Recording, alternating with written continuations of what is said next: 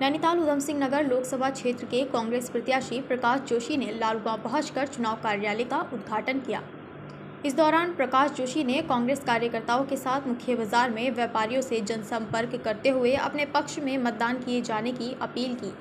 साथ ही उन्होंने भाजपा पर निशाना साधते हुए कहा कि पूरे 5 वर्षों से कार्यकाल में भाजपा प्रत्याशी अजय भट्ट ने बिंदुखत्ता को राजस्व गांव बनाए जाने को कोई भी पहल नहीं की, जबकि वो केंद्र में राज्य मंत्री भी रहे। लालगांव में बस अड्डा नहीं है। शहीद मोहन नाथ गोस्वामी मिनी स्टेडियम का आज तक काम शुरू नहीं किया गया। भाजपा की करनी और कथनी में बहुत अंतर है, जिसका जवाब लोकसभा चुनाव में भाजपा को मिलने जा रहा है। शायद उनके पास नहीं था। उनके रक्षा राज्य मंत्री रहते हुए अग्निवीर जैसी योजना लागू हुई देश में, जिसने उन नौजवानों का, खासतौर पर उत्तराखंड सैनिक बालू प्रदेश है, तो ऐसे युवाओं के सपनों पर कुठाराघात किया जो फौज में जाकर देश की सेवा करना चाहते थे। तो वो उनके ही रक्षा राज्य मंत्री नहीं है, लेकिन उसके लिए हमारे सांसद साहब का, देखिए, एक तो वो सांसद, दूसरे राज्य में उनकी सरकार, तीसरे केंद्र में उनकी सरकार, उसके बावजूद वो नहीं करा पाए। यही तो मैं कह रहा हूँ, जनता इसी चीज़ का तो बदलाव चाहती है। जनता जान चुकी है, पहचान चुकी है उनको। देखिए, जो पहली प्राथमिकता, देखिए, कभी भी एक प्राथमिकता पहले नहीं हो सकती, क्योंकि इतना पूरा सिस्टम बिगाड़ चुके हैं वर्तमान सांसद और भारतीय जनता पार्टी का 7 साल का जो शासन था, उसने पूरे सिस्टम को पूरा अस्त व्यस्त कर दिया है। तो मैं मानता हूँ किसी एक प्राथमिकता की बात करने के बजाय हम पैरेलली अलग अलग योजनाओं पे काम कर सकते हैं। हम शिक्षा पे बहुत बड़ा काम करने की ज़रूरत है। इस पूरी लोकसभा में लगभग 4 लाख ऐसे नौजवान हमारे युवा साथी हैं जिनकी आयु वर्ग 18 से 24 वर्ष के बीच में है, जो एक विद्यार्थी का आयु वर्ग होता है। और उनके पढ़ने के लिए, उच्च शिक्षा के लिए मात्र 20 डिग्री कॉलेज है, छोटे छोटे हैं। उसमें सबसे बड़ा हल्द्वानी है।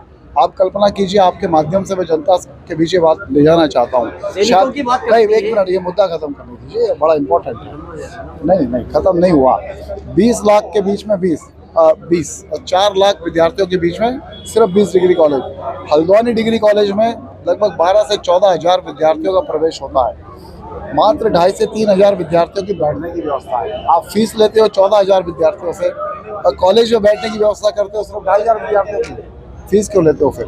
आपकी सुविधा है। मेरा विजन ये है कि हम इनकी सुविधाओं को बढ़ाएं। कैसे बढ़ेंगे? बिल्डिंग रातों रात नहीं खड़ी होंगी, लेकिन उन्हीं कॉलेजों में अगर हम साइकिलिंग कॉलेज, इवनिंग कॉलेज शुरू करेंगे, निश्चित तौर पर होगा। आप पूछिए। विषय इतने सारे हावी हैं, प्रांतीय विषय इतने हावी हैं, और केंद्र की नीतियां जो हैं वो तो वैसी जन विरोधी हैं। इन सारी चीजों को एक्सपोज करते हुए भारतीय जनता पार्टी का जो चाल चरित्र चेहरा है, उसको एक्सपोज करते हुए हम आगे धीरे धीरे चुनावी रण में बढ़ रहे हैं। और जनता के बीच में कांग्रेस का प्रत्येक जो साथी है वो जाने को पूरी तरीके से तैयार है, तन्मयता से तैयार है। अगर आज हम लालगांव विधानसभा में गौला का इतना महत्वपूर्ण विषय, अग्निपथ यहाँ पे कितने हमारे बिंदुखत्ता निवासियों को प्रभावित करता है, और कई सारे गन्ने का मूल्य हो, फसल जो नष्ट हो रही जंगली जानवरों के द्वारा, कई सारे विषय कौन करेगा ठीक आके? भारतीय जनता पार्टी तो प्रधानमंत्री जी का नाम ले लेती है।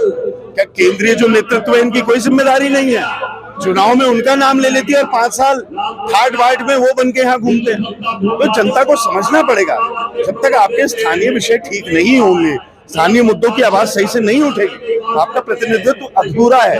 अधूरे प्रतिनिधित्व से बेहतर है कि ऐसे प्रतिनिधि को चुनिए जो सड़क से सदन तक हर मुद्दे को उठाए।